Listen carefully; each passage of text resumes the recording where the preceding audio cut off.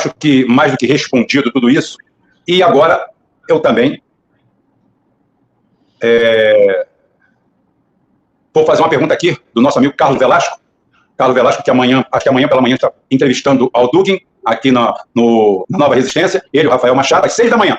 A maioria vai ver no replay, né? Mas tudo bem. O Carlos Velasco também mandou um abraço para o senhor e falou, Rubem, pergunta do Carlos Velasco, o cancelamento da viagem presidencial à China sob a alegação de doença da parte do presidente foi uma mensagem clara de afastamento do Brasil ao projeto de fortalecimento dos BRIC, aceitando que a doença do ocupante da cadeira presidencial não foi apenas uma desculpa para cancelar o compromisso que tinha na China. Ainda lembrando que pouco antes o presidente Lula, em conversa telefônica com o presidente da África do Sul, Cyril Ramaphosa, sugeriu investir no IBAS, Índia, Brasil e África do Sul, em detrimento do BRICS. Como o senhor avalia a atuação da nossa diplomacia nesse contexto? Erraram? Em caso positivo, onde foi que erraram e o que deveria ter sido feito? Bola com o senhor, comandante.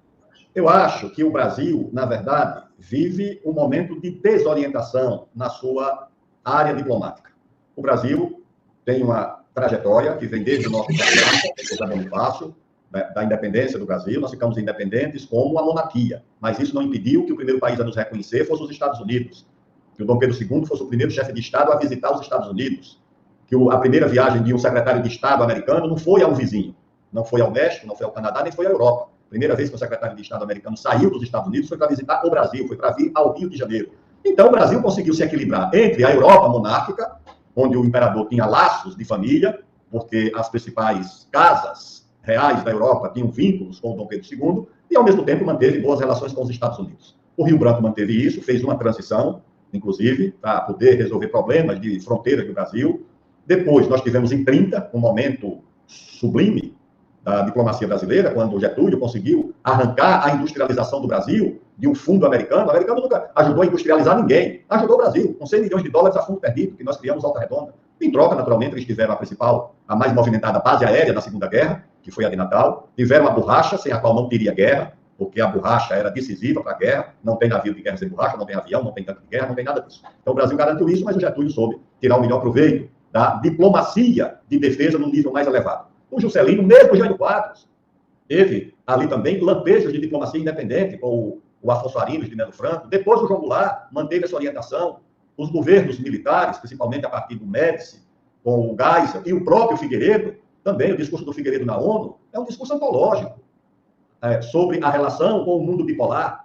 Então eu acho que isso veio sendo mantido, mas agora, diante da pressão dos Estados Unidos e da Europa, eu acho que a polarização do Brasil inclinou os europeus e os americanos a escolher um lado. Escolheram o lado do atual presidente, ajudaram na eleição. A pressão que os americanos fizeram aqui e os europeus foi muito grande para alcançar o resultado que elegeu o atual governo. Eu acho que, diante disso, o governo brasileiro foi assaltado por dúvidas sobre o caminho a seguir. O Brasil é muito grande para caber no colo de uma superpotência. O Brasil não tem necessidade disso. Eles precisam mais do Brasil, não só por razões de segurança alimentar, no caso da China, no caso dos Estados Unidos, eu conheço de perto. O Brasil é um fator de estabilidade na América do Sul. Tire o Brasil daqui, isso aqui pode virar uma banda voô. Eu lembro das conversas quando era presidente da Câmara, conversava com as autoridades americanas, era a situação da Venezuela, a situação da Bolívia, e eles diziam para mim, olha, ajudem, tomem conta, administrem essa situação, nós já temos problemas grandes no Oriente Médio, lá no Afeganistão, sei lá para onde, e o Brasil ajudava a administrar essa situação de acordo com seus interesses também, tá certo? Pacificava, mas pacificava de acordo com os interesses do Brasil.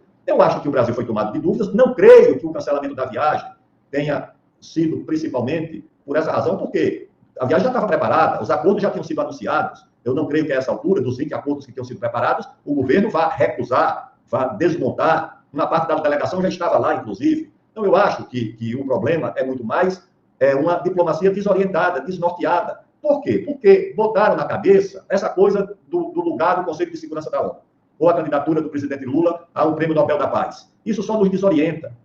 O que é que nós vamos fazer no Conselho de Segurança da ONU sem o poder nuclear? Vamos ser o quê? Uma presença decorativa?